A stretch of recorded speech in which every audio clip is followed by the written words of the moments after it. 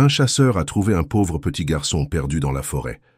Il l'a emmené dans sa cabane, mais en voyant le collier que l'enfant portait, il a failli s'évanouir. Les bois entourant Chambéry étaient depuis toujours une enclave, d'ombre et de murmures, un territoire que peu osaient parcourir au-delà des sentiers balisés.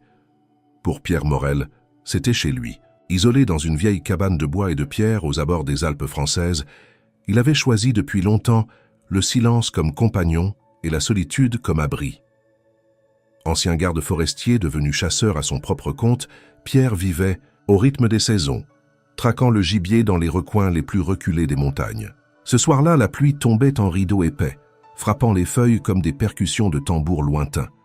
Il avait traîné plus que d'habitude, son fusil suspendu à l'épaule, un lièvre accroché à sa ceinture. Alors qu'il descendait le sentier glissant menant à sa cabane, un bruit discret, presque étouffé, l'arrêta net. Un froissement entre les buissons, suivi d'un gémissement bref. Il posa instinctivement la main sur son fusil, les sens en alerte.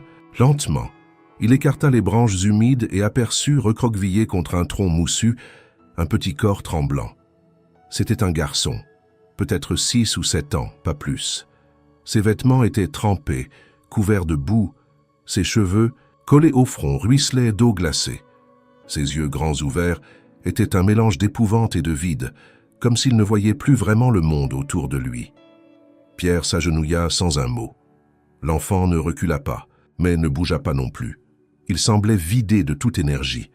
Pierre ôta son manteau et l'enroula autour des épaules frêles du garçon, qui ne protesta pas.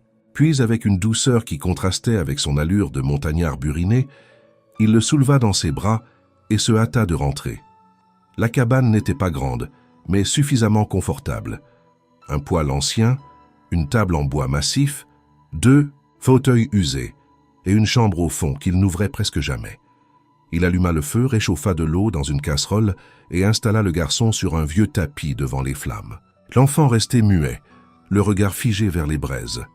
Pierre, tout en séchant ses propres vêtements, observait le petit visage bouffi par le froid et la peur. Il n'osait pas poser de questions. L'enfant ne semblait pas en état de répondre. Il lui tendit une tasse d'eau tiède que l'enfant but à petites gorgées tremblantes. Ensuite, Pierre prépara un bouillon simple avec des légumes et un peu de viande salée. Le garçon mangea lentement, sans lever les yeux. Pierre remarqua alors quelque chose briller autour de son cou. Un collier.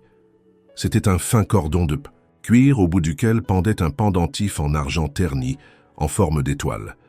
L'objet semblait ancien, gravé à la main, avec des motifs si délicats qu'on aurait dit des filigranes. Pierre s'approcha pour l'observer de plus près, mais l'enfant, comme par réflexe, posa sa petite main sur le bijou, le protégeant. Le silence retomba. Seuls les crépitements du feu et les rafales de vent contre les volets ponctuaient l'atmosphère pesante. Pierre sentait en lui une tension étrange, comme si ce collier éveillait un souvenir enfoui, quelque chose qu'il n'arrivait pas encore à saisir. Quand le garçon eut terminé sa soupe, Pierre l'installa dans son propre lit, tirant une couverture épaisse jusqu'à son menton. Le petit ne protesta toujours pas. Il semblait prêt à s'éteindre, comme une bougie à bout de cire. Pierre resta un moment à l'observer. Il voulait comprendre, mais surtout, il voulait protéger. Avant d'éteindre la lumière, il jeta un dernier regard à l'enfant. Une pensée étrange lui traversa l'esprit. Et si ce n'était pas un hasard? Et si cet enfant n'était pas simplement perdu, mais venu à lui pour une raison précise? La pluie continua de tomber toute la nuit. Dans les ténèbres, la forêt semblait retenir son souffle. À l'aube, les nuages s'étaient dissipés, ne laissant dans le ciel qu'un voile laiteux et des arbres encore ruisselants de pluie. Pierre se réveilla avec un poids au creux du ventre, ce genre de sensation sourde qui ne vous quitte pas. Il se leva sans bruit, jeta un coup d'œil vers le lit où dormait encore le garçon, puis se rendit à la cuisine pour faire chauffer un peu de café noir. Alors qu'il broyait les grains dans le vieux moulin manuel, ses pensées tournaient en boucle. L'enfant n'avait toujours pas parlé. Pas un mot, pas un pleur.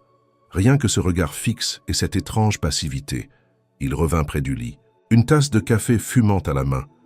Le garçon s'éveillait doucement, les yeux rougis mais plus lucides que la veille. Pierre s'accroupit à côté de lui. « Tu t'appelles comment, petit ?» demanda-t-il doucement. L'enfant ouvrit la bouche, mais seul un souffle en sortit. Il semblait chercher ses mots ou peut-être sa voix. Pierre attendit, mais aucune réponse ne vint. Il se leva, attrapa une bassine d'eau tiède, un linge propre, et commença à nettoyer le visage du garçon, retirant la boue séchée et la crasse accumulée. C'est en retirant une tache sombre sur le cou de l'enfant qu'il vit de nouveau le pendentif. Cette fois, il le prit délicatement entre ses doigts, soulevant la petite étoile d'argent pour mieux l'examiner. Le garçon ne protesta pas. La lumière du matin révélait les détails gravés dans le métal. Des lignes fines et sinueuses, presque invisibles, et au centre de l'étoile, une petite pierre bleue incrustée. Mais ce n'était pas ça qui glaça le sang de Pierre. C'était le bijou lui-même. Il le connaissait. Il y avait 25 ans, ce collier pendait au cou d'Héloïse, sa sœur cadette. Elle le portait tous les jours, comme un talisman, un secret précieux. Il le lui avait offert pour ses 14 ans, après l'avoir trouvé chez un artisan de Chambéry. À l'époque, elle avait juré ne jamais le retirer. Et puis, elle avait disparu. Un matin, sans prévenir, sans adieu, disparue, comme une feuille, emportée par le vent, ne laissant derrière elle que le silence et le vide. Pierre recula d'un pas, la main tremblante. Le collier lui échappa des doigts et la petite étoile heurta la table dans un tintement sec. La tasse de café tomba à son tour, se brisa au sol, éclaboussant le bois sombre de gouttes brûlantes. Le garçon sursauta, les yeux écarquillés, tandis que Pierre restait figé, livide, comme s'il venait de voir un fantôme. Il se laissa tomber sur la chaise la plus proche, son regard fixé sur le bijou, désormais posé entre les éclats de porcelaine. C'était impossible. Et pourtant, il n'y avait aucun doute. C'était bien le collier d'Héloïse, le même motif, la même pierre, la même étoile imparfaite. Comment ce garçon, visiblement sans lien avec lui, pouvait-il le porter? Où l'avait-il trouvé? Ou qui le lui avait donné? La logique s'échappait, laissait place à un vertige profond, une sensation d'irréalité. Pierre leva les yeux vers l'enfant, qui le fixait à présent d'un air presque suppliant. Était-il possible que ce garçon soit lié à sa sœur? Était-il le témoin d'un secret trop longtemps enfoui? Ou était-ce simplement un hasard cruel, un bijou perdu, ramassé, transmis sans intention? Mais Pierre n'était pas homme à croire aux coïncidences. Il se leva, rassembla les morceaux de la tasse, nettoya le sol, puis revint vers l'enfant. Il lui prit doucement la main. « Ce collier, qui te l'a donné ?» demanda-t-il d'une voix plus douce. Le garçon baissa les yeux. Ses lèvres bougèrent à peine, puis se refermèrent. Il secoua la tête très légèrement, incapable de répondre ou refusant de le faire. Pierre ne chercha pas à insister. Il se contenta de garder le bijou à la main, le regardant longuement, comme pour y lire des réponses que le silence refusait de livrer. Ce n'était plus seulement une question de hasard ou de pitié. Il se passait quelque chose, et Pierre savait qu'il devait comprendre. Il devait savoir, parce que ce collier n'était pas n'importe quel souvenir. Il était le symbole d'une promesse brisée, d'un passé qu'on croyait révolu, et peut-être d'un lien encore vivant. Le reste de la matinée s'écoula dans une tension sourde. Pierre s'était réfugié dans le silence, assis près de la fenêtre, le regard perdu dans la brume matinale qui s'élevait des arbres. Le garçon, toujours muet, restait assis sur une chaise près du feu, les mains jointes entre ses genoux. Il mangeait lentement une tartine de pain avec du fromage, mais ses yeux, eux, semblaient chercher quelque chose dans l'espace, comme s'il scrutait des souvenirs trop lourds à porter. Pierre ne cessait de jeter un coup d'œil au collier, posé sur la table devant lui.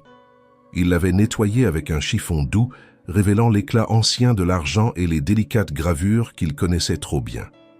Ce bijou appartenait à Héloïse, il n'en doutait plus, mais il n'arrivait pas à assembler les pièces du puzzle. Qui était cet enfant? D'où venait-il? Et surtout, pourquoi portait-il ce pendentif, disparu depuis un quart de siècle avec sa sœur? Il se leva brusquement, poussé par une urgence intérieure. Il devait comprendre. Il s'approcha de l'enfant, s'accroupit pour être à sa hauteur, et le regarda dans les yeux. « Écoute, petit, je ne veux pas te faire peur, mais j'ai besoin de savoir. Ce collier, il appartenait à quelqu'un que j'aimais beaucoup, quelqu'un qui a disparu depuis longtemps. Est-ce que tu sais ce que signifie cette étoile? Est-ce que tu sais qui était Héloïse ?» À la mention du nom, le garçon sursauta. Ce n'était pas un réflexe physique, mais un écho profond, un mot qui résonnait en lui. Il ouvrit la bouche, lentement, puis la referma. Pierre sentit une boule dans sa gorge. « Tu l'as entendu? Quelque part ?» demanda-t-il à voix basse. Le garçon hocha la tête, presque imperceptiblement. Puis, Dans un souffle presque inaudible, il murmura un seul mot. « Héloïse ?» Pierre recula d'un pas comme si ce nom prononcé par la voix fragile du garçon avait déclenché une détonation. Il sentit son cœur battre plus fort. Ce n'était pas une hallucination. L'enfant venait de dire le prénom de sa sœur. « Où as-tu entendu ce nom ?» répéta-t-il plus fermement. Mais le garçon baissa la tête, comme épuisé par l'effort d'avoir parlé. Il resta ainsi mutique, le visage caché derrière ses cheveux. Pierre n'insista pas. Il comprit que le moment était passé. Il se dirigea vers une vieille armoire en bois au fond de la pièce qu'il n'avait pas ouverte depuis des années. Il en sortit une grande boîte en carton couverte de poussière et de toiles d'araignée. Il la posa sur la table et l'ouvrit. À l'intérieur, des photographies, des lettres, des carnets et une petite peluche en forme de cerf usée par le temps. Pierre fouilla dans les papiers à la recherche de quelque chose, un indice, une trace. Il trouva une photo d'Héloïse adolescente, portant le collier. Il la montra au garçon. « Tu l'as vue? Est-ce qu'elle t'a parlé ?» Le garçon leva les yeux, regarda la photo. Il tendit lentement la main, caressa du bout des doigts le visage sur l'image. Puis il ferma les yeux. Aucun mot ne sortit, mais dans ce geste muet, Pierre lut quelque chose de plus fort que les paroles, une reconnaissance, une connexion. Pierre sentit ses jambes faiblir. Il s'assit lourdement, tenant toujours la photo entre ses doigts tremblants. Quelque chose de bien plus profond se dessinait ici, une vérité enfouie sous des années d'ignorance et de douleur. Il passa le reste de la journée à fouiller la boîte, relisant de vieilles lettres d'Héloïse, des extraits de son journal d'adolescente, des cartes postales envoyées de vacances. Rien n'expliquait ce qui avait pu lui arriver. Rien ne préparait à la présence de ce garçon. À la tombée de la nuit, il alluma une bougie dans la chambre qu'il n'avait pas ouverte depuis 25 ans, celle de sa sœur. Tout y était resté figé dans le temps. Les livres sur l'étagère, les rideaux en dentelle, les dessins accrochés au mur, l'odeur même semblait appartenir à une époque disparue. Il resta longtemps dans cette pièce, assis sur le lit, tenant le collier entre ses doigts. En sortant, il s'approcha du garçon et pour la première fois, s'agenouilla à sa hauteur, non pas pour poser des questions, mais pour faire une promesse. « Je vais découvrir qui tu es. Et je vais découvrir ce qui est arrivé à Héloïse. Tu n'es pas venu ici par hasard. » Le garçon leva les yeux vers lui. Il n'avait pas besoin de parler. Dans ce regard, Pierre vit naître une étincelle. Le lendemain matin, la lumière perçait à travers les arbres comme des lames d'or sur un monde encore incertain. Pierre, peu habitué aux responsabilités d'un adulte envers un enfant, se leva avec une résolution nouvelle. Il devait découvrir l'identité de ce garçon. Le lien avec Héloïse ne pouvait plus être ignoré. Le nom murmuré, le collier, le regard posé sur la photographie, tout pointait vers une histoire enfouie qui remontait à la surface. Il fallait sortir de la forêt, confronter le monde extérieur et poser les bonnes questions. Après avoir préparé un sac léger, il aida le garçon à s'habiller. Les vêtements d'Héloïse, retrouvés dans une vieille malle, convenaient à peu près. Ils descendirent à pied jusqu'à la route principale où Pierre gardait un vieux pick-up, sous une bâche. Le moteur toussa, hésita puis se mit en marche. Direction la ville voisine, à quelques kilomètres de là. Arrivé à l'école communale, une bâtisse austère à la façade grise, Pierre se présenta à l'accueil, le garçon à ses côtés. Il improvisa une histoire. Il était l'oncle du petit, temporairement en charge de lui, et cherchait à vérifier d'anciens dossiers scolaires pour régulariser sa situation. La secrétaire, un peu méfiante mais compatissante, accepta de les faire attendre pendant qu'elle appelait la directrice. Quelques minutes plus tard, une femme d'âge mûr, cheveux courts et regard perçant, les accueillit dans son bureau. Elle s'appelait Madame Garnier. Pierre expliqua de nouveau, tentant de rester vague mais crédible. « Il a été retrouvé près de chez moi », expliqua-t-il. « Il ne parle presque pas. Je pense qu'il est traumatisé. Je cherche à savoir qui il est, s'il est inscrit ici ou si quelqu'un le cherche. » Madame Garnier observa l'enfant avec une attention soudaine. Elle fronça les sourcils, se leva de son fauteuil et s'approcha. Cet enfant... Attendez, une seconde. Elle sortit de la pièce, revint quelques minutes plus tard avec un dossier entre les mains. Elle le feuilleta rapidement, puis montra une fiche à Pierre. Une photo y était agrafée, le même regard, la même expression sérieuse. « Il s'appelle Léo », dit-elle doucement. « Léo Marchand. Il a été inscrit ici il y a plusieurs mois. Un garçon discret, très doux. Il a disparu lors d'une sortie scolaire en forêt. Toute la commune a participé aux recherches. Les pompiers, la gendarmerie, des bénévoles. On a fouillé chaque sentier, chaque ruisseau, chaque clairière. Et on ne l'a jamais retrouvé. Pierre sentit une chaleur glaciale lui parcourir l'échine. « Disparu depuis combien de temps ?» demanda-t-il, la gorge serrée. « Presque 4 mois, répondit-elle. Il était avec un petit groupe. À un moment, il s'est éloigné. Personne ne l'a vu partir. Comme s'il s'était évaporé. » Pierre tourna les yeux vers Léo, assis tranquillement sur une chaise à côté de la porte. 4 mois. Et il n'était ni blessé, ni famélique, ni sale. Du moins pas plus que ce qu'un jour de pluie pouvait expliquer. Comment avait-il survécu? Où était-il pendant tout ce temps? On n'a jamais eu de réponse, poursuivit Madame Garnier, et pas de traces. Sa grand-mère, qui avait la garde, a été dévastée. La police a fini par classer l'affaire comme une disparition inexpliquée. Elle s'arrêta, scrutant Pierre. « Comment l'avez-vous trouvé ?»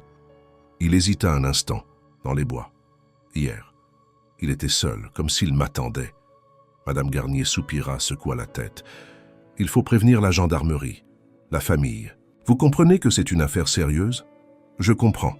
Mais laissez-moi un peu de temps, juste quelques jours. Il est encore très fragile. » Elle sembla hésiter. Finalement, elle acquiesça. « Très bien. Mais ne tardez pas, et soyez prudent. Ce garçon a vécu quelque chose de terrible.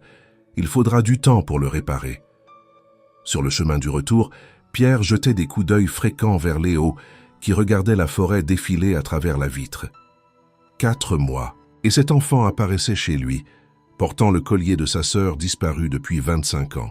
Le mystère s'épaississait, mais une chose devenait de plus en plus claire. Le retour de Léo n'était pas un accident. De retour à la cabane, Pierre ne pouvait détacher ses pensées de ce qu'il venait d'apprendre. Léo, marchand, disparu depuis 4 mois, porté disparu lors d'une simple excursion scolaire, comme englouti par la forêt, et réapparu, sans explication, presque indemne, à quelques pas de sa porte. Cette seule idée suffisait à le troubler. Mais ce qui le hantait le plus, c'était le collier. Ce soir-là, après avoir installé Léo avec une couverture près du feu et lui avoir servi un peu de soupe, Pierre attendit que le garçon s'endorme.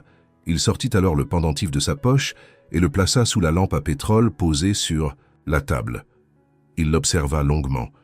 Il connaissait chaque courbe de cette étoile, chaque rayon légèrement dissymétrique, chaque marque d'usure. Mais un détail lui avait toujours échappé. Avec un petit canif, il gratta doucement la fine couche d'oxydation au dos du médaillon. Lentement, des lettres gravées réapparurent, usées mais encore lisibles, EME pour toujours. Son cœur s'arrêta un instant. E.M. Héloïse Morel, c'était bien son collier. Il n'y avait plus aucun doute. La gravure discrète semblait presque une prière, une promesse éternelle, et ce pour toujours, c'était peut-être ce qui l'avait ramené jusqu'à lui, à travers les années et les mystères. Mais ce que Pierre ne comprenait pas, c'était pourquoi Léo le portait. Qui lui avait donné et dans quelles circonstances? Il reposa le collier avec soin dans une boîte en bois qu'il enferma dans un tiroir. Le lendemain, déterminé à faire la lumière sur cette énigme, il prit contact avec les rares voisins qui avaient connu sa famille autrefois. Il se rendit à une petite ferme à flanc de montagne où vivaient encore les Delma, des gens âgés, amis de ses parents. Il fut accueilli par Émile, un vieil homme à la voix rauque qui se souvenait parfaitement d'Héloïse. « Tu sais, Pierre, ta sœur était une fille à part, très douce, mais avec une force intérieure incroyable. On savait qu'elle portait un secret. »« Quel genre de secret ?» demanda Pierre, tendu. Elle disparaissait parfois pendant des journées entières. On la voyait monter dans les hauteurs, toujours seule. Elle revenait le soir, les yeux brillants, comme si elle vivait une autre vie là-haut. Et puis, un jour, plus rien. Elle s'est volatilisée. Ta mère n'a jamais voulu en parler. Elle a interdit à tout le monde de poser des questions. Pierre sentit une colère sourde remonter en lui. Tout avait été enterré, étouffé. Il avait obéi, accepté le silence, familial, croyant qu'il fallait oublier. Mais ce silence avait un prix, et il le découvrait maintenant, à travers les yeux d'un enfant perdu. Il poursuivit sa tournée, interrogeant d'autres anciens voisins. Tous semblaient gênés, fuyants. Personne ne savait vraiment ce qui s'était passé, ou bien personne ne voulait le dire. De retour à la cabane, il trouva Léo assis sur le seuil, regardant fixement les arbres. Tu penses à elle ?» demanda Pierre, s'asseyant à côté de lui. Léo ne répondit pas, mais au bout de quelques secondes, il tourna la tête vers lui et souffla. « Le collier protège. » Pierre sentit un frisson le traverser. « Qui te l'a dit? Héloïse ?» Léo hocha la tête. « Elle m'a dit que si j'avais peur, je devais le garder sur moi. Toujours. » Le silence qui suivit était lourd. Pierre comprenait qu'il n'obtiendrait pas plus pour le moment. Mais cette simple phrase confirmait tout. Héloïse avait connu Léo. Elle lui avait donné le collier, ce qui signifiait qu'elle n'était peut-être pas morte quand tout le monde l'avait cru disparue. Elle avait vécu quelque part. Et elle avait eu un lien avec cet enfant. Restait une question. Quel lien exactement? Pierre savait que les réponses ne viendraient pas de cette montagne, ni des vieux voisins.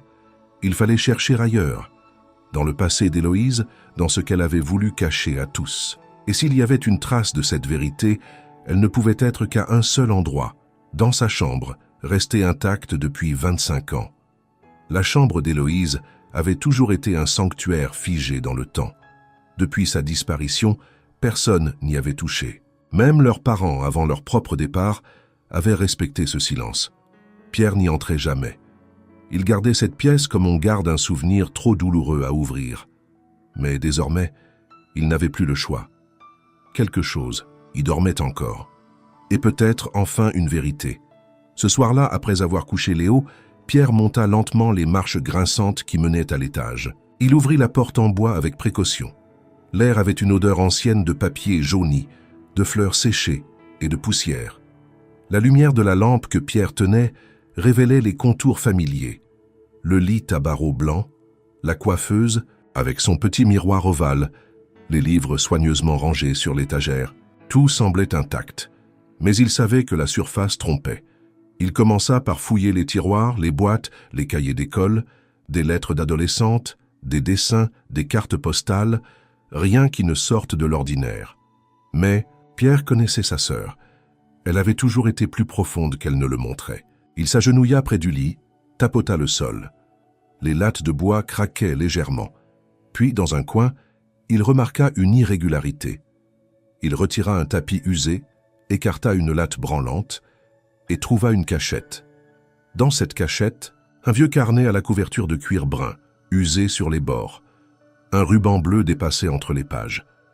Pierre sentit son cœur s'accélérer. Il s'assit sur le lit et ouvrit doucement le journal. L'écriture était bien celle d'Héloïse, ronde, précise, avec de petites boucles élégantes sur les cailles et les G. Il commença à lire.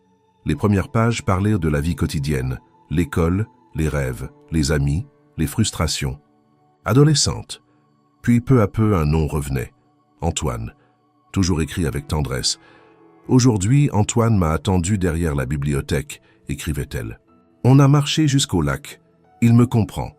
Avec lui, je peux être moi-même. » Au fil des pages, la relation prenait de la profondeur. Héloïse décrivait un amour caché, passionné, interdit. Antoine venait d'une famille que les Morel n'appréciaient pas. Trop simple, disait-on, pas assez convenable. Alors elle se taisait. Elle vivait son amour dans le secret, entre les arbres et les sentiers. Puis venait l'aveu. « Je suis enceinte », écrivait-elle, la plume tremblante. « Je ne sais pas quoi faire. Je ne peux le dire à personne. Pas à papa, pas à maman. Il me renverrait. Mais Antoine, il m'a promis qu'on trouverait une solution. » Les pages suivantes devenaient plus sombres. Des mots raturés, des phrases incomplètes et une date entourée de rouge. 4 juin. Si quelque chose m'arrive, le collier doit le protéger. Il doit être avec elle. Ce passage, répété 2 fois, obsédait Pierre. Qui était ce « elle » ? Et pourquoi ce collier, cet objet si intime, devait-il passer à lui? Il lut une dernière page plus ancienne, écrite à la hâte. Elle semblait décousue, presque désespérée. « Je sens que je vais disparaître. Ils ne veulent pas que je garde l'enfant. Ils disent qu'il vaut mieux oublier. Mais je ne peux pas. Pas lui. Il est à moi, à nous. S'ils me font partir, je reviendrai, d'une manière ou d'une autre. » Pierre referma le journal lentement. Ses mains tremblaient. Il n'avait plus de doute. Héloïse n'était pas partie de son plein gré. Quelque chose ou quelqu'un l'avait forcée à s'éloigner. Et elle avait laissé derrière elle un fils un fils qu'elle avait voulu protéger, un fils à qui elle avait transmis ce collier comme ultime lien. Léo. Le prénom prenait un nouveau sens. Elle, pour Léo, le protecteur du secret, l'enfant, caché, son neveu. Pierre resta là dans la pénombre, tenant le journal contre lui. La forêt, cette entité muette et omniprésente, avait été témoin de tout, et elle lui avait ramené l'enfant, peut-être pour qu'il accomplisse ce que le silence avait brisé. L'aube était grise, silencieuse, presque figée, comme si la montagne elle-même retenait son souffle. Pierre ne dormit pas cette nuit-là. Il relisait encore et encore les passages du journal, s'imprégnant des mots de sa sœur, comme pour retrouver sa voix. Une décision s'était formée en lui, claire, irrévocable. Il devait trouver Antoine. Cet homme qui avait tant compté pour Héloïse, qui avait promis de l'aider. Peut-être détenait-il les dernières pièces du puzzle. Une phrase du journal le guidait. Antoine est de Saint-Pierre d'Albigny. Ce nom résonnait en lui. Une petite commune, à peine à 1 heure de route. Pierre connaissait les alentours, mais n'y avait jamais mis les pieds. Ce matin-là, après un petit déjeuner silencieux, il installa Léo dans la voiture avec une couverture et un sac de provisions. Le garçon ne posa aucune question. Il semblait comprendre que quelque chose d'important se préparait. Le trajet se fit sans musique, sans parole. La route serpentait à travers les montagnes, traversant des vallées brumeuses et des villages endormis. À l'approche de Saint-Pierre d'Albigny, Pierre sentit une tension nouvelle. C'était comme pénétrer dans une mémoire étrangère, un territoire dont il ne connaissait que les ombres. Arrivé au centre du village, il s'arrêta devant la mairie, un bâtiment simple flanqué d'un petit jardin. Il laissa Léo, dans la voiture, bien à l'abri, puis entra seul. À l'accueil, il expliqua qu'il cherchait des informations sur une ancienne famille, peut-être un Antoine ayant vécu là il y a plus de 20 ans.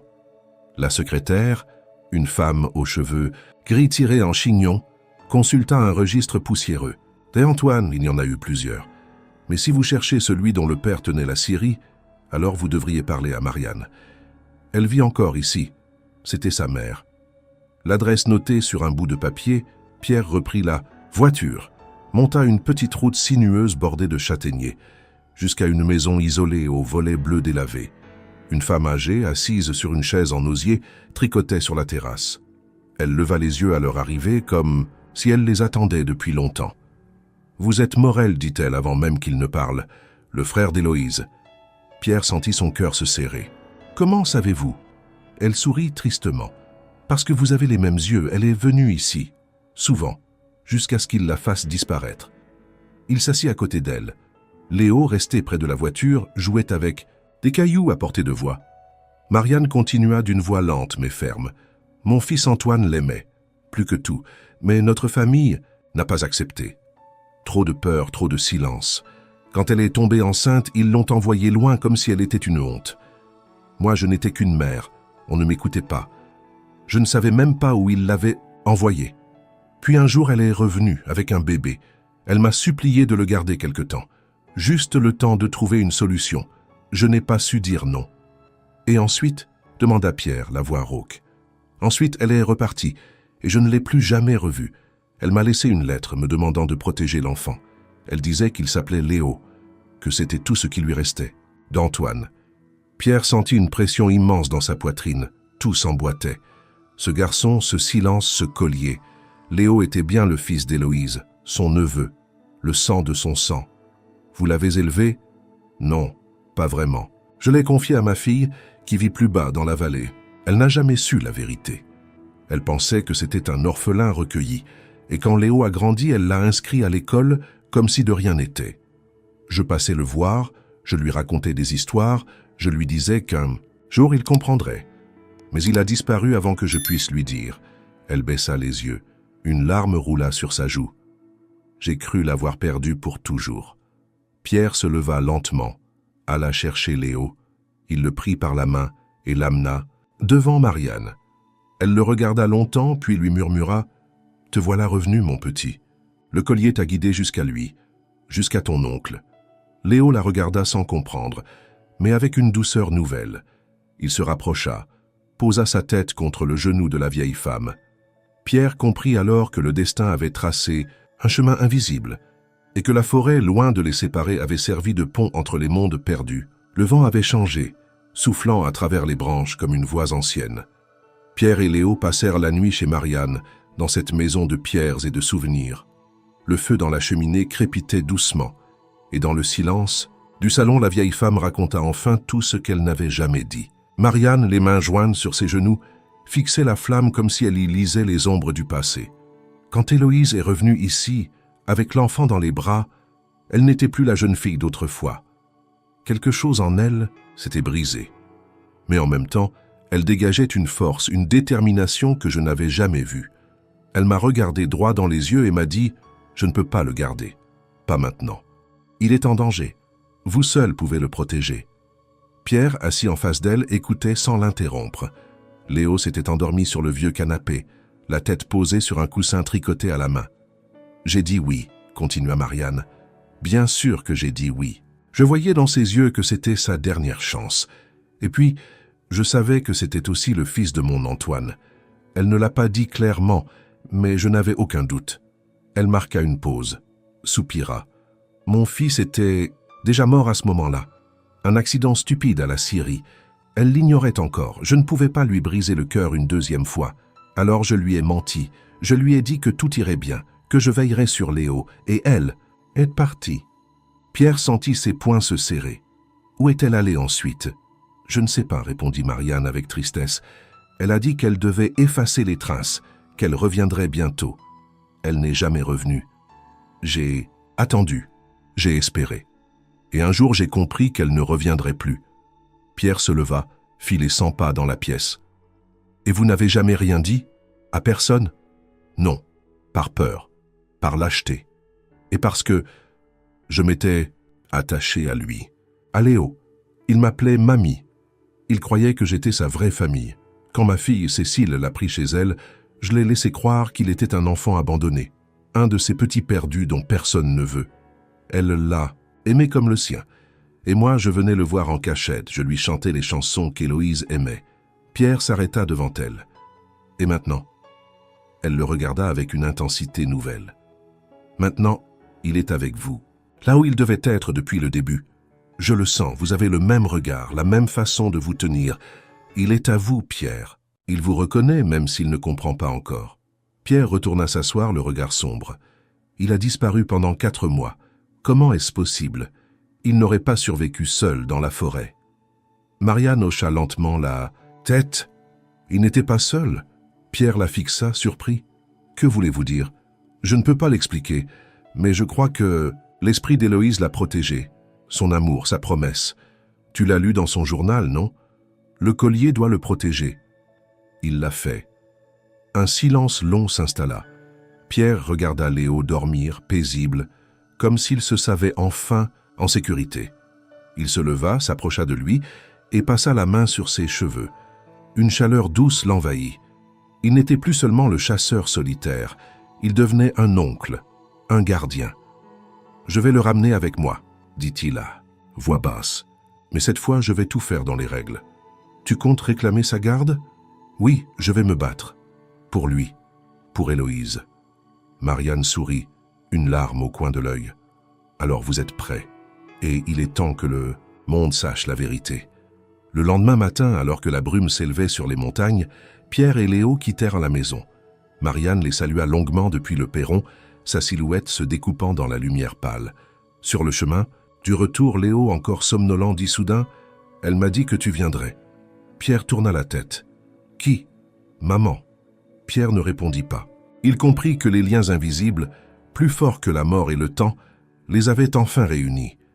La route de retour fut longue, non pas à cause des kilomètres, mais en raison du poids des révélations qui accompagnaient chaque virage de la montagne. Pierre, silencieux au volant, jetait parfois un regard vers Léo qui fixait le paysage comme s'il cherchait à reconnaître des fragments d'un rêve. Quelque chose en lui avait changé depuis la visite chez Marianne. Son regard semblait plus apaisé, sa posture plus confiante. Il ne tremblait plus en entendant son nom. Il ne fuyait plus les regards. Il renaissait doucement. À leur arrivée, la cabane dans les bois n'avait pas changé, mais Pierre la vit différemment. Elle n'était plus un refuge d'oubli, mais un point d'ancrage. Un lieu de mémoire et désormais de recommencement. Ils déposèrent leurs affaires, allumèrent un feu, préparèrent un repas simple. Pierre se surprit à sourire en voyant Léo manger avec appétit. Un mois plus tôt, l'enfant ne parlait pas. Aujourd'hui, il demandait une autre tranche de pain. Après le repas, Pierre retourna dans la chambre d'Héloïse. Le journal posé sur le lit semblait l'attendre. Il le feuilleta à nouveau, plus lentement. Et c'est là, au fond de la couverture, dissimulé dans une fente presque invisible, qu'il découvrit une enveloppe pliée. Jaunie, fragile, avec son nom écrit à la main, « Pour Pierre, si jamais je ne reviens pas ». Les doigts de Pierre tremblaient en dépliant le papier. « Pierre, si tu lis cette lettre, c'est que je ne suis plus là. Mais je t'en prie, ne sois pas en colère. J'ai fait ce que j'ai pu avec ce que j'avais. J'ai aimé Antoine, plus que je n'aurais jamais cru possible. Notre fils, je l'ai appelé Léo, comme le lion, parce que je voulais qu'il soit fort. J'ai tout fait pour le protéger, même en disparaissant. Je t'ai confié ce collier pour une raison. Il est lié à lui. Il le ramènera à toi. Un jour, tu comprendras. Et ce jour-là, je te supplie de faire ce que moi je n'ai pas pu faire. Rester, aimer, protéger. Il est à toi maintenant. Il est ton neveu, ton sang. Merci. Pour lui. Pour moi. » Pierre relut la lettre plusieurs fois. Les mots d'Héloïse le traversaient comme des coups. Il sentit un mélange de douleur, de gratitude et de promesses muettes. Il descendit les escaliers avec l'enveloppe à la main. Léo était assis près du feu, dessinant sur un vieux carnet avec des crayons de couleur retrouvés dans une boîte. Pierre s'agenouilla à côté de lui. « Léo, j'ai quelque chose pour toi. C'est une lettre de ta maman. Elle me l'a laissée au cas où elle ne reviendrait pas. » Léo releva les yeux. Il ne dit rien mais tendit doucement la main. Pierre hésita un instant, puis lui donna l'enveloppe. Léo ne l'ouvrit pas. Il la serra simplement contre sa poitrine. Le reste de la soirée se déroula dans un silence apaisé, comme si un poids avait été levé, comme si enfin la vérité avait trouvé son chemin. Le lendemain, Pierre entreprit les démarches administratives. Il alla jusqu'à Chambéry, consulta un avocat, expliqua la situation. Les preuves étaient là, le journal, la lettre, les photos, les témoignages. Tout pointait vers une seule réalité. Léo était le fils d'Héloïse Morel, disparu dans des circonstances tragiques, et Pierre, son oncle direct, en était le seul parent connu. Il prépara un dossier, rassembla les pièces et déposa une demande officielle pour obtenir la garde légale de Léo. Le greffier du tribunal, en feuilletant les documents, leva les yeux vers Pierre. « Ce que vous racontez est peu commun, dit-il, mais profondément humain. La juge voudra entendre votre histoire, préparez-vous. » En rentrant, Pierre trouva Léo endormi sur le fauteuil. Il le porta jusqu'à sa chambre, la même où Héloïse dormait autrefois. Il l'avait nettoyée, réorganisée, sans en effacer l'âme. Sur la commode, il avait posé une photo d'elle, souriante, tenant un livre contre elle. Avant d'éteindre la lumière, Pierre regarda son neveu dormir. Il se pencha, caressa ses cheveux et murmura « Je vais te protéger, comme elle me l'a demandé. Tu n'es plus seul. » La forêt, de l'autre côté de la vitre, semblait les écouter. Elle ne gardait plus seulement les secrets. Elle devenait désormais la gardienne des promesses. Le ciel au-dessus de Chambéry était d'un gris uniforme, comme suspendu dans une attente silencieuse. Dans les couloirs du tribunal de la ville, Pierre se tenait droit, une chemise propre repassée, les traits tirés par la tension mais déterminés. À ses côtés, Léo serrait sa main. Il portait un pantalon trop grand et une veste que Pierre avait raccommodée la veille, mais dans son regard brillait une sérénité nouvelle, celle d'un enfant qui sait enfin où il appartient. Dans la salle d'audience, la juge Madeleine, Verrier, une femme d'âge mûr au regard calme mais perçant, consultait les documents apportés par l'avocat de Pierre. Le dossier était complet. Extrait du journal intime d'Héloïse, lettres manuscrites, photographies, acte de naissance partiellement rempli retrouvé dans les archives de la mairie de Saint-Pierre d'Albigny, attestation de Marianne, ancienne. Voisine et témoin clé. Pierre raconta toute l'histoire, sans emphase, sans détour. Il parla de la nuit où il avait trouvé Léo, de son silence, du collier, des découvertes successives, du passé d'Héloïse et de sa disparition. Il parla aussi de ce qu'il avait ressenti, en retrouvant ce lien qu'il croyait à jamais perdu. « Votre honneur, dit-il. Ce garçon n'a plus personne. Sa mère l'a confié à moi dans ses derniers écrits. Elle m'a laissé une mission. Et aujourd'hui, je suis prête à l'assumer. Pas seulement légalement, mais pleinement, il est de ma famille. La juge Verrier l'observait avec attention, puis elle se tourna vers Léo. « Et toi, jeune homme, tu comprends pourquoi tu es ici ?» Léo hocha doucement la tête. Il ne parlait pas beaucoup encore, mais ses yeux disaient l'essentiel. Il regarda Pierre puis la juge et dit d'une voix à peine audible « Il est mon oncle, et je veux rester avec lui. » Un silence se fit dans la salle. La juge referma le dossier, croisa les mains sur son bureau. Ce tribunal prend très au sérieux les demandes de garde, mais les documents que vous avez présentés ainsi que les témoignages forment un tableau cohérent, émouvant et surtout crédible. Monsieur Morel, vous avez montré un engagement sincère et une volonté profonde de protéger cet enfant. Je vais toutefois ordonner une nouvelle audience dans 2 semaines pour compléter l'examen du dossier. En attendant, Léo pourra rester sous votre garde provisoire. Pierre soupira, soulagé. Ce n'était pas encore la décision finale, mais c'était une avancée essentielle. À la sortie de la salle, il s'accroupit devant Léo, posa les mains sur ses épaules. « J'en ai encore un petit chemin à faire, mais tu ne seras plus jamais seul pour le parcourir. » Léo lui sourit, un vrai sourire, timide mais lumineux. Dans les jours qui suivirent, Pierre et Léo s'installèrent dans une nouvelle routine. Le garçon commençait à parler davantage, à poser des questions sur la forêt, les animaux, les bruits qu'il entendait la nuit. Pierre lui montrait les plantes médicinales, les traces d'animaux dans la boue, les nids d'oiseaux dans les arbres.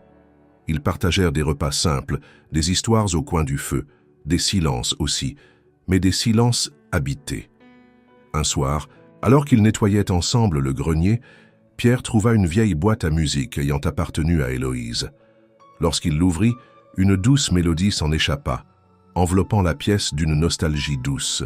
Léo s'arrêta, les yeux brillants. « Elle me la chantait, murmura-t-il. » Pierre se figea. « Quand ça ?»« Dans mes rêves. » Mais c'était elle. Ce n'était pas la première fois que Léo évoquait des souvenirs oniriques liés à Héloïse, et chaque fois, il semblait plus net, plus précis. Comme si quelque chose, au fond de lui, remontait lentement à la surface. Pierre ne savait pas s'il s'agissait d'une mémoire réelle ou d'un héritage affectif transmis dans le secret. Mais peu importait. L'important, c'était qu'Héloïse restait vivante dans leur lien. 2 semaines plus tard, à la date de la nouvelle audience, ils retournèrent au tribunal. Mais cette fois, quelque chose d'inattendu les attendait. Un homme debout à l'entrée du bâtiment, tenant un petit enregistreur dans la main. Il s'appelait Olivier. « Je pense que vous devez entendre ceci, » dit-il à Pierre, et il appuya sur le bouton. Une voix douce, familière, un peu tremblante, s'éleva dans l'air froid du matin. « Si un jour mon frère entend ceci, qu'il sache que je ne l'ai jamais oublié, que je l'aimais, même quand le silence m'a emporté, et que mon fils, mon Léo, est ce que j'ai de plus précieux. Je veux qu'il vive, qu'il aime, qu'il sache d'où il vient. » Pierre sentit les larmes lui monter aux yeux. Léo s'approcha de lui, posa sa main sur la sienne. « C'est maman, » dit-il, et pour la première fois, Pierre sut que leur passé n'était plus une blessure, mais une fondation. Le matin où devait se tenir l'audience finale pour la garde de Léo, une tension inhabituelle planait dans l'air. Pierre avait passé la nuit à relire les derniers documents, à préparer ses réponses, à revivre les étapes du chemin parcouru. Léo, de son côté, était plus calme que jamais. Il se préparait avec une étrange maturité, comme s'il comprenait l'importance de ce qui allait se jouer. Lorsqu'ils arrivèrent au tribunal, tout semblait prêt. La juge Verrier, les représentants des services sociaux, l'avocat de Pierre. Mais avant que l'audience ne commence, un fonctionnaire s'approcha de la juge et lui glissa quelques mots à l'oreille. Elle fronça les sourcils, hocha la tête, puis se tourna vers la salle. Il semble qu'un nouveau témoin souhaite s'exprimer. Monsieur Olivier Meunier. Il prétend avoir connu Héloïse Morel. J'autorise son audition avant de rendre ma décision. Pierre se raidit. Ce nom lui était inconnu. Il échangea un regard inquiet avec Léo. Quelques instants plus tard, un homme entra dans la salle. Une 50aine d'années, allure discrète, visage marqué par la fatigue ou les souvenirs. Il s'approcha du micro avec lenteur. « Madame la juge, commença-t-il, je m'appelle Olivier Meunier. Il y a 25 ans, j'étais éducateur, dans un foyer d'accueil discret, destiné aux jeunes femmes envoyées par leur famille après des grossesses non désirées. Héloïse Morel y a vécu pendant près de 6 mois. La salle se figea. Elle ne parlait presque jamais de sa famille, mais elle écrivait beaucoup. Elle laissait des cassettes audio, des lettres, des poèmes. Et un jour, Elle m'a confié une bande, avec l'instruction que si jamais son fils était retrouvé, il fallait la remettre à quelqu'un de sa famille. Il sortit un petit lecteur enregistreur qu'il plaça sur la table de la cour. J'ai gardé cette cassette pendant 25 ans, et il y a quelques jours, j'ai vu une photo dans le journal, une photo de cet homme, Pierre Morel, et d'un enfant retrouvé dans les bois. J'ai su que le moment était venu. La juge fit un signe. Le greffier activa le lecteur. Une voix s'éleva, tremblante mais claire, vivante malgré le poids des années. Pierre, si tu entends ceci, c'est que je ne suis plus là, mais je veux que tu saches que je n'ai jamais cessé de penser à toi. J'ai été envoyé loin, coupé de tout, comme un fardeau, mais Léo est né de l'amour, de l'espoir. Je n'ai pas pu rester, je n'ai pas eu le choix. Mais lui, il est ta famille. Je te le confie, même par-delà le silence. Protège-le et souviens-toi de moi, non pas comme celle qui est partie, mais comme celle qui a aimé. Un silence absolu s'installa. Léo, assis à côté de Pierre, pleurait en silence, les yeux fermés, comme pour mieux entendre la voix de sa mère.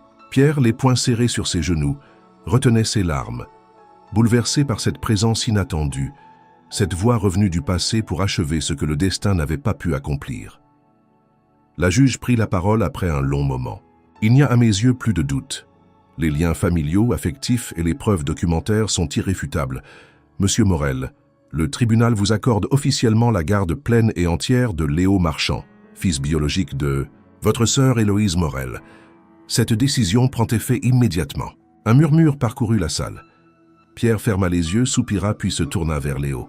Le garçon le regardait avec une intensité silencieuse. Puis, sans un mot, il se jeta dans ses bras. Ce fut la première étreinte, franche, totale, comme une promesse renouvelée. À la sortie du tribunal, Olivier les attendait. Il tendit une enveloppe à Pierre. « Ce sont les dernières affaires d'Héloïse. Elles vous reviennent. Et merci de l'avoir ramenée parmi nous. Même par l'amour. » Pierre hocha la tête, incapable de répondre.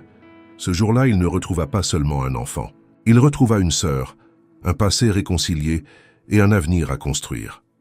Les semaines qui suivirent la décision du tribunal furent à la fois douces et délicates.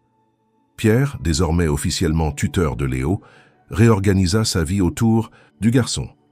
Il réapprit à vivre à deux, à planifier les repas, à gérer les trajets jusqu'à l'école, à remplir des formulaires administratifs. Mais au-delà de la logistique, c'était une autre transformation plus profonde qui s'opérait dans la cabane des Alpes.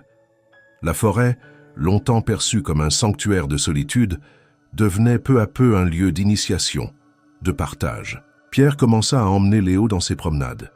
Pas pour chasser, pas encore, mais pour lui apprendre les sentiers, les arbres, les traces dans la neige, les odeurs du vent. Il lui montra comment reconnaître un renard par ses empreintes, comment écouter les oiseaux pour deviner le temps qu'il ferait. Léo absorbait tout. Il posait 1000 questions, notait des choses dans un carnet qu'on lui avait offert, dessinait ce qu'il voyait. Il n'était plus ce garçon mutique et effrayé. Son regard s'était allumé. Il riait parfois, posait, sa main sur le bras de Pierre l'appelait tonton, sans hésitation. Un après-midi, Pierre décida de franchir une étape importante. Il entra dans la chambre d'Héloïse avec Léo. L'enfant n'y était encore jamais allé. Pierre avait tout nettoyé, repeint, réaménagé. Les meubles étaient restés les mêmes, mais il y avait désormais un lit plus petit, une étagère remplie de livres, des jouets discrets. Le portrait d'Héloïse, encadré au mur, semblait veiller silencieusement sur la pièce. « C'était sa chambre, dit Pierre. » Léo s'approcha du portrait, le contempla longuement. « Elle est belle. » Pierre sourit, ému. « Elle t'aimait plus que tout. » Léo posa sa main sur la photo. « Elle est encore là, je le sens. » Ce soir-là, ils installèrent ensemble les dernières affaires du garçon. Son sac à dos, ses carnets, les dessins qu'il avait faits. Il choisit un tiroir pour y ranger le collier comme un trésor. Il ne le portait plus tous les jours, mais le gardait toujours près de lui. Pierre, de son côté, passait en plus de temps à lire les lettres d'Héloïse, à écouter l'enregistrement laissé par Olivier. Il s'était mis à lui répondre à voix haute, comme si elle pouvait encore l'entendre. « Tu vois, Héloïse, je fais de mon mieux. Il va bien. Tu serais fière de lui. » Ils commencèrent aussi à accueillir les autres. Marianne vint leur rendre visite, apportant des tartes et des souvenirs. La directrice de l'école, Madame Garnier, passa un dimanche pour leur proposer des livres. La cabane, autrefois fermée au monde, s'ouvrait enfin. Elle respirait. Un jour, en marchant près d'un ruisseau, Léo s'arrêta net. « Tonton ? Oui ? Tu crois qu'on peut reparler d'elle ? De maman ?» Pierre s'agenouilla à sa hauteur. « Autant que tu veux. Tu peux me demander tout ce que tu veux, je te raconterai tout. Comment elle était, ce qu'elle aimait, ce qu'elle détestait. Tu as le droit de tout savoir. » Léo hocha la tête. « Je veux connaître son rire. » Pierre sourit. Il était cristallin. Comme une cloche, elle riait toujours les yeux fermés, la tête en arrière. Et elle avait cette façon de poser la main sur ton bras comme pour te dire « Je suis là ». Léo écoutait, fasciné. Ce moment marqua un tournant. À partir de là, ils intégrèrent Héloïse à leur quotidien, non plus comme une douleur, mais comme une présence bienveillante. Ils parlèrent d'elle comme d'une étoile absente mais visible, un guide. Pierre continua aussi à apprendre de Léo. Il découvrit l'immensité d'un monde intérieur qu'il ne soupçonnait pas. L'enfant écrivait, dessinait, rêvait. Il parlait parfois de ses souvenirs flous dans la forêt, de voix douces, de lumières étranges. Pierre ne cherchait plus à rationaliser. Il accueillait. Un soir, alors que la neige commençait à tomber à nouveau sur les hauteurs, Léo se blottit contre lui, devant le feu. « Tu crois que maman serait fière de nous ?» Pierre le serra contre lui. « Elle l'est, j'en suis certain. » Et dans le craquement du bois, dans la chaleur de cette maison redevenue vivante, on aurait presque cru entendre un murmure. Léger, comme un souffle, l'hiver touchait à sa fin. La neige fondait lentement, libérant le sol de la forêt comme si elle rendait visible une nouvelle page, prête à être écrite. Dans la cabane, la routine s'était installée avec douceur. Pierre et Léo vivaient désormais comme une famille tissée dans la douleur, oui, mais renforcée par l'amour. Ils partageaient les silences, les rires, les histoires et les souvenirs. Mais Pierre savait qu'un dernier chapitre restait à vivre. Un geste, une parole, un lieu. La promesse. Un matin, il appela Léo près de lui. Le garçon, en train de dessiner un cerf sur la table de la cuisine, leva les yeux, curieux. « Tu te souviens quand je t'ai dit qu'il y avait un endroit spécial où j'allais avec ta mère quand nous étions enfants ?» Léo hocha la tête. On l'appelait le Belvédère. C'était notre endroit secret. Un coin de falaise d'où on voyait toute la vallée. C'est là qu'on se racontait, nos rêves, nos peurs. Et c'est là que je veux t'emmener. Ils préparèrent un sac léger, enfilèrent leurs manteaux et quittèrent la cabane à pied. Le sentier serpentait à travers les arbres, encore mouillés par la fonte des neiges. L'air était vif, mais le soleil filtrait entre les branches, réchauffant leur marche. Aucun mot ne fut échangé pendant l'ascension. Ils savaient tous les deux que ce moment était sacré. Arrivés au sommet, Pierre désigna une grande pierre plate au bord de la falaise. Ils s'y assirent côte à côte. La vallée s'étendait sous eux, immense, paisible, comme un monde endormi sous une couverture de brume. Pierre sortit alors une enveloppe de son manteau. Elle était un peu froissée, jaunie par le temps. Il la tendit à Léo. « C'est une lettre. De ta mère. Elle me l'a laissée il y a très longtemps. Je devais te la donner quand tu serais prêt. » Léo prit l'enveloppe sans un mot. Il l'ouvrit doucement. Le papier tremblait entre ses doigts, mais il continua. Il lut en silence, les yeux parcourant chaque ligne avec une lenteur presque solennelle. Puis il s'arrêta. Une larme glissa le long de sa joue, puis une autre. Pierre ne dit rien. Il attendit. Quand Léo releva enfin la tête, ses yeux étaient rougis mais clairs. Il serra la lettre contre lui et s'approcha de Pierre. Il se blottit dans ses bras. « Elle m'aimait vraiment, » dit-il simplement. « Plus que tout, » répondit Pierre. « Et elle voulait que tu sois libre, que tu sois heureux, que tu vives. » Ils restèrent là longtemps à regarder le monde depuis leur promontoire. Le silence n'était plus vide. Il était rempli de mémoire, de présence, de paix. Dans le vent, Pierre crut entendre un écho. Une voix douce, celle d'Héloïse. Peut-être était-ce le vent, peut-être pas. Avant de redescendre, Pierre grava au couteau sur un tronc d'arbre proche les initiales qu'il connaissait par cœur, EM, pour toujours. De retour à la cabane, la vie continua. Mais elle avait changé de visage. Léo allait à l'école, faisait ses devoirs, construisait une cabane dans les arbres.